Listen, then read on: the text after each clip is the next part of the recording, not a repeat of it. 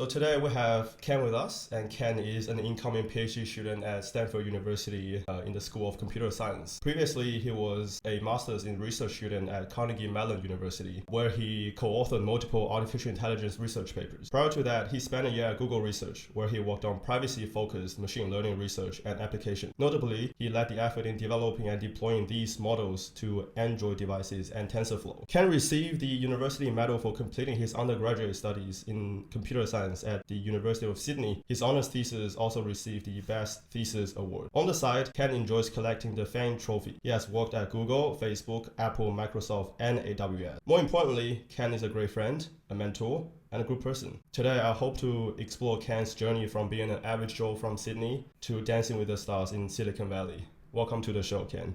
Thanks for having me. Did I miss anything important? No. I think that's all. A bit too much, actually. Thanks for having me. Okay, very humble person. But who are you, Ken? Average Joe, as you say. Student studying computer science, grew up in China and in Australia and Sydney, and just someone who's interested in technology and doing something with it. Very nice. And how are you able to accomplish so much? From my understanding, Ken is only 26 of age. Yeah. And that's still very young, but he has accomplished a lot from doing research, working, as well as just being fit and having a lot of interest outside of studies. How are you able to handle this much? I don't know if I've done all that much. I mean, 26 is not, in my view, not particularly like a young age. You can do a lot of things over 1 year, over 2 years, over 3 years, and so on. I mean, in the undergrad, I haven't really been doing much. It's just lots of fun, lots of traveling. Yeah, so I think it's just time. Like, given a lot of time, you just do things consistently, and you get things out at the end. So consistency is very important. Yes, consistency. But yes. How do you know where to start? How did you find where you wanted to start? That's a great question as well. I don't think I know where to start. I think, in fact, I don't know where to start. I still don't know where I'm going right now, in the sense that there's so much possibilities, and that's a good thing, in fact. So when I guess I can start a little bit when I was in high school, and then kind of work a little bit towards here, is that when I was high school, I don't even know what I want to study.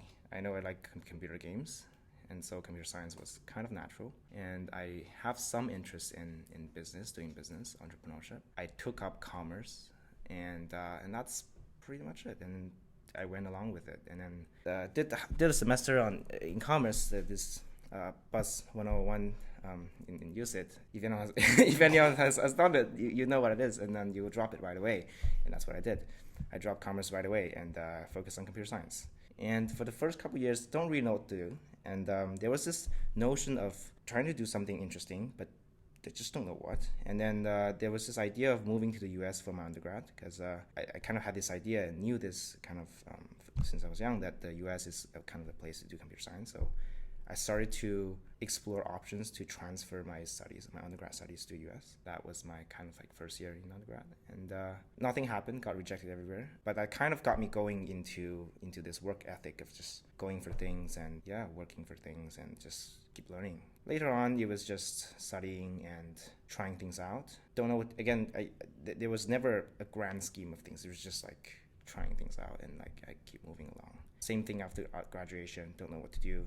There was some opportunities at some tech companies, but I knew that I didn't quite want to just go into a desk job and work there. So I wanted to do something else. Applied for school, applied for different kinds of job opportunities, and you pick, and then you move along. And then along the way, you figure out what you want to do gradually, and then you like realize, okay, these are the things I've tried. This thing makes more sense locally. There was never a global optimal or a global kind of solution to what you want to do, and then you kind of just pick the one you like. What do you mean by global and local optimal in this case that we're talking about? So in machine learning and optimization, there's this idea of finding the point on the loss surface where you have the minimum loss. And kind of what that means is, of all the solutions you can have, some of them are just optimal in a sense that it's the best you can possibly have. But sometimes to find the optimal or the global optimum in that sense, which is like the best possible thing over the solution space, you have to search everything, and obviously that's not possible in life. And so what people tend to do is that they look at their experience and look at the local things that they can do, like the things around them, the opportunities around them, and then you pick the thing that you like the most, or like you think is the best thing to do. That may lead you to a path where that is optimal in this context where you make the decision, but it may not be the best thing you want to do, like overall. If we go back to machine learning, then you could be like, you have a model that overfit to a particular pattern of discerning images that may not be generalizable to all the possible images there is. So to simplify, you had many locally optimal options, but then you wish to find better optimal solutions outside of your current locality. Yeah.